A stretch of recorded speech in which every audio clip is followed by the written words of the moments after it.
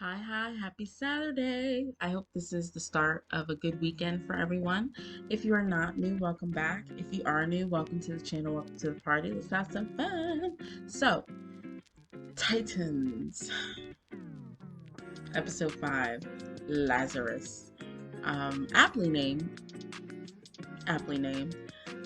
Like I said in my initial reaction, this was probably the best written episode of the season thus far, and I would say it's one of my favorites, mainly because it is a character piece for Jason Todd, and I love character pieces for any show, but really for a superhero show, and especially one when you're in an ensemble cast.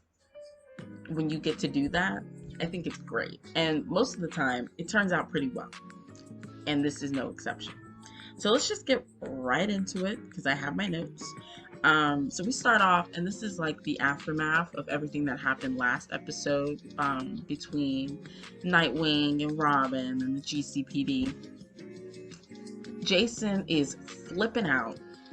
He is flipping out. He's like, what are we going to do? What is the plan? What's going on? Scarecrow is unfazed, of course, and it's probably because he's high. So I this scene is interesting to me. I would say that this is one of Jason's more lucid moments because you see elements of fear coming to the surface. He is flipping out like it is nobody's business. Um, and I just find that interesting because he is truly afraid of Nightwing's retaliation in this instance. And Scarecrow kind of picks up on that and he's like, I'm not afraid, I'm not afraid. And you can tell he's kind of losing it. He's losing sight of himself in this friggin' fear toxin drug or happy drug.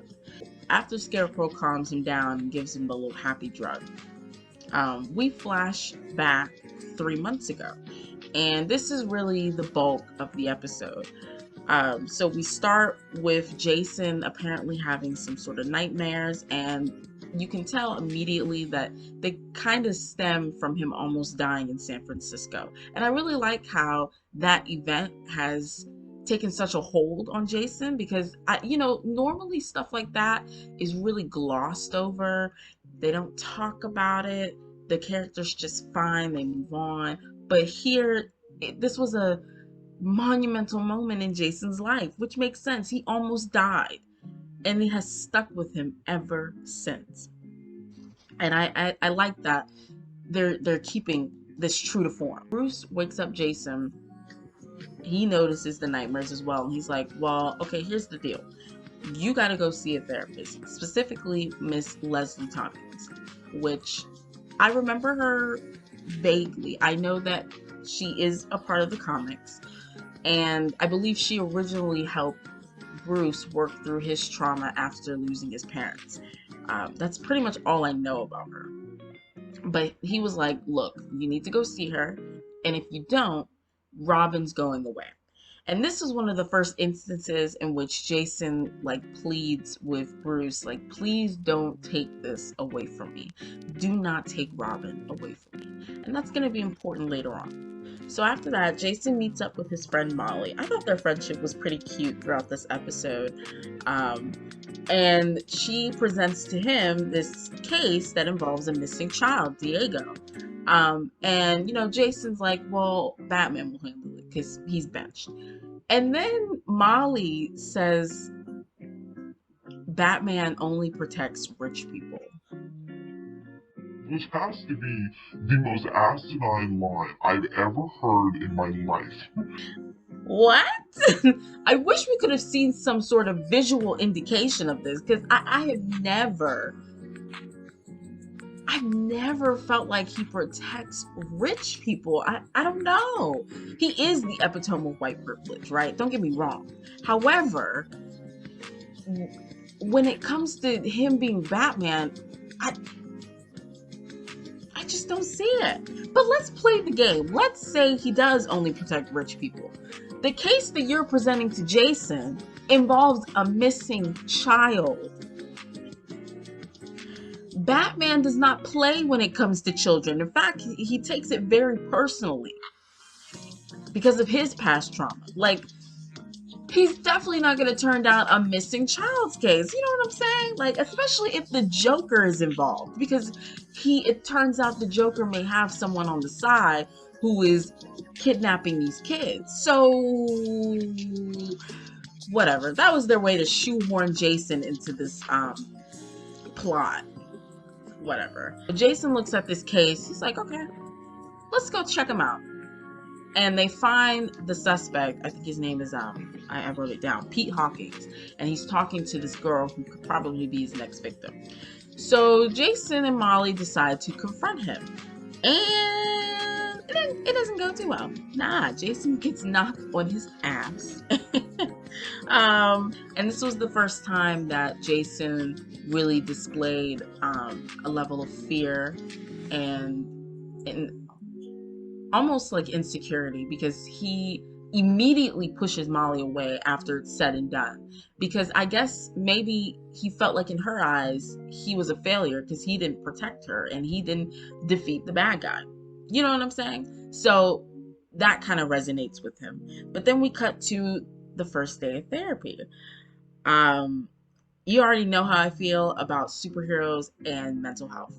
I absolutely love that this is a thing. So in this first therapy session, Jason sheds light to his family history, which is pretty bleak. But the highlight of this session was when Jason took immediate notice of Scarecrow. Because it turns out he used to work with Dr. Tompkins until he tried to kill her. And so he's immediately intrigued by the fear toxin. He wants to know everything about it. What happens? What does it feel like? And I think this line is great because Thompson describes it as, it was as close to hell as you could get when you're alive. And that probably resonated with Jason more than anything else that happened in the session. And it plays out in events later on in this episode. So then we go from that, and the question is asked, well, what's your worst fear? And for me, I think his worst fear is being viewed as inadequate, being viewed as a failure, and in the eyes of the people he cares about, especially those who are parental figures or, family. That's his greatest fear. And that was evident really in season 2. But I'll talk about that a little more later. So after the therapy session, Jason's back in the Batcave. He's checking out Bruce's trophies. We get all these lovely little Easter eggs. Oh, I love it. So the first thing we get is the ventriloquist's puppet. Then we have Two-Face's coin. We have Joker's cards. We have this long sword, which I attributed to Ra's al Ghul, but I could be wrong. We have Catwoman's mask and whip, which, okay, the mask looked amazing, but I want to know how Bruce exactly came to have that as a trophy. Okay, Bruce. And then finally, what grabbed Jason's attention was the vial of Scarecrow's fear toxin and his mask. Jason's checking out the vial of fear toxin. Batman comes in and they talk. And Bruce actually calls Jason his son, which is a great moment. It's always nice when Bruce acknowledges his kids as his kids. I don't think he understands just how much that means to the person that he's saying it to, who really don't have parental figures in their life. You are that parental figure. So to really acknowledge that and validate it, it meant the world to Jason. And you could tell, because the next day at the therapy session, Dr. Tompkins has this activity where she'll say something and then Jason will respond with whatever or whoever he immediately associates with whatever word Dr. Tompkins said. So, mother, Jason says, gone. Father, Jason says, Bruce. So you know that resonated with him. It meant the world to him.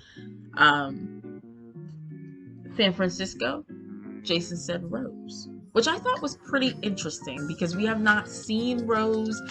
Rose has not been hinted at or talked about until this point. And I wish she were, because she played such a huge role in Jason's life.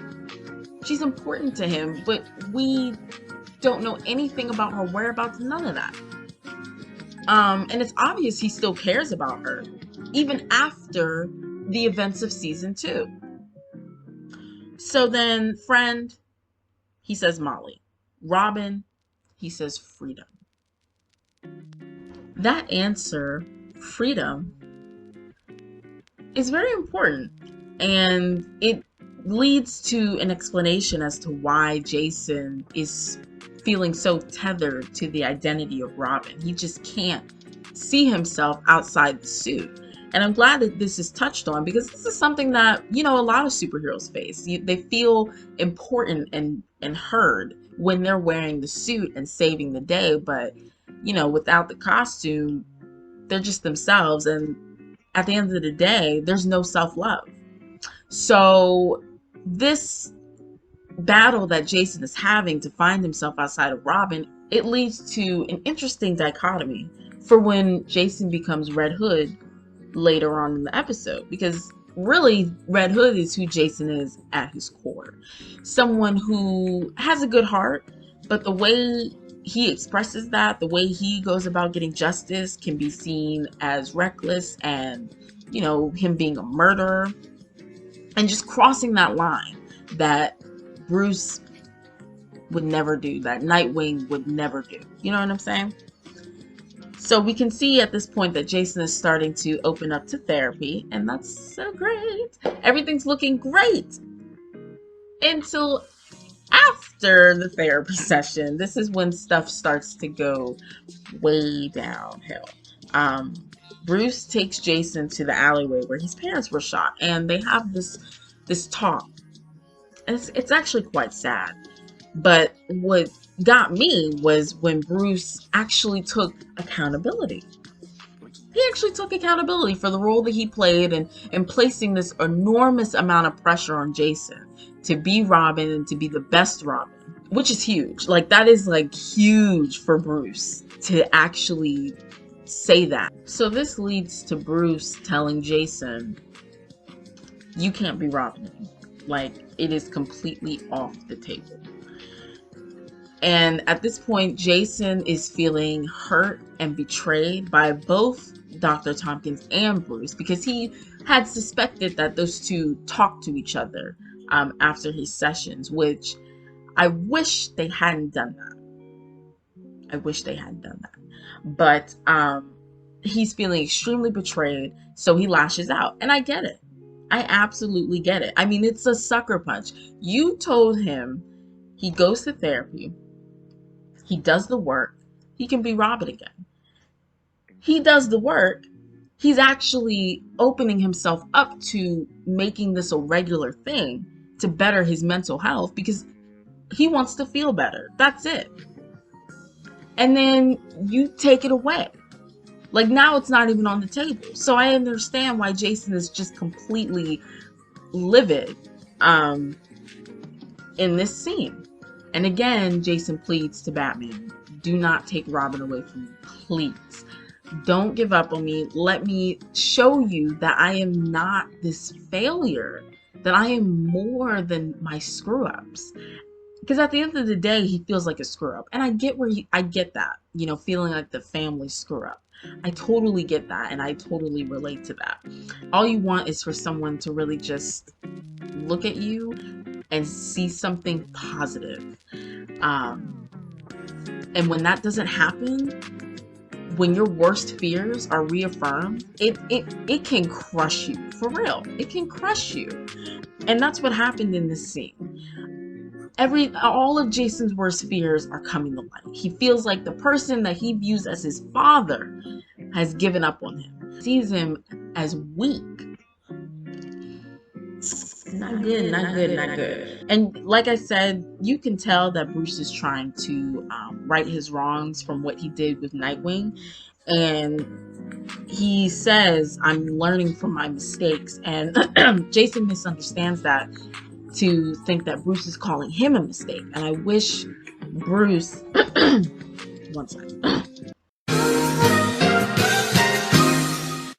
And I wish Bruce had clarified and been like, no, I meant what I did with Nightwing. I made my mistakes in trying to raise him and trying to make him Robin and whatnot. I did a lot of wrong, and I'm trying to do this right with you. But he didn't say that. And so Jason is like, well, you never do this with Dick.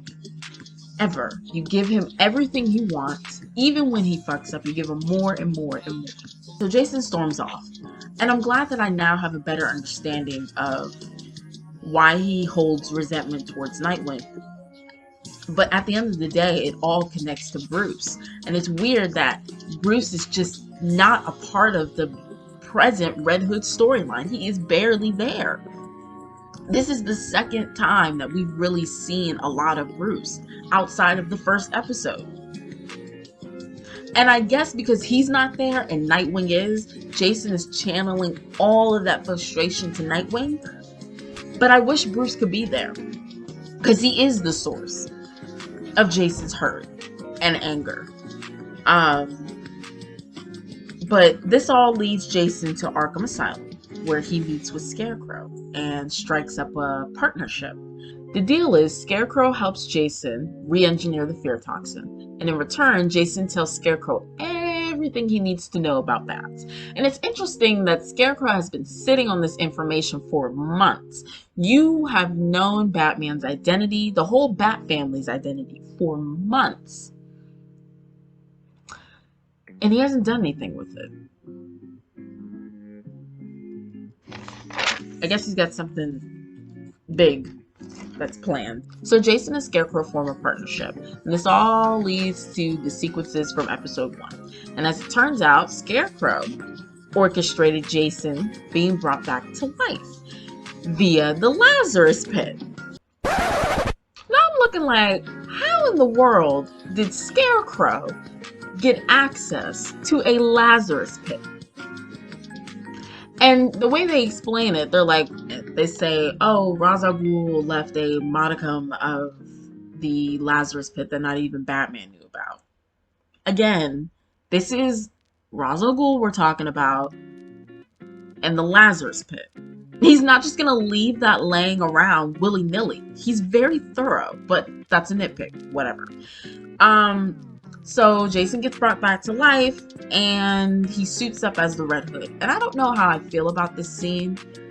Him suiting up is not the problem. The implications are my issue, because to me, they're almost implying that Scarecrow is directly responsible for birthing the Red Hood persona. Now, I could be looking too deep into it,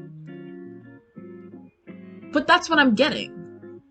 And I don't like that, because you spent this entire episode focused on Jason and his beliefs and his hurt, his pain, only to turn around and not have him come up with the idea of Red Hood, only to turn around and have Scarecrow do it. And I get that he's his mentor. I get it. But that idea of Red Hood and what he represents, that should have came from Jason, not Scarecrow. But that's just me. And then Red Hood goes out and does his thing. And it's great. This is the Red Hood that I've been kind of waiting for. And it's a shame that it happened 3 months ago, per timeline. We're brought back to the missing child's case from earlier in the episode.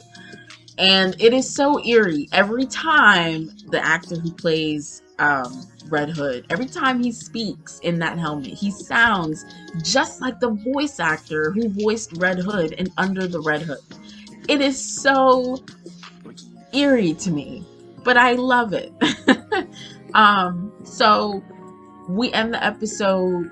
Red Hood finds the missing kid and brings him to Molly's doorstep. And that's it. What a great episode. Seriously. It's one of those episodes that you play in your mind again and again and again. You know what I'm talking about. And I wish, like I said in my initial reaction, that we had gotten this episode earlier. And I think I said in my last video that it should have been episode 4, but no. This should have been episode 2. Seriously, if this episode had been episode 2, the events would have flowed so much smoother. Jason's anger towards Nightwing would have made sense. Him attacking Hawk would have made sense. Everything just would have flowed. It would have flowed. But I'm glad that we have this episode nonetheless. That's it. That's all I got. Thanks for listening. Thanks for watching. Bye.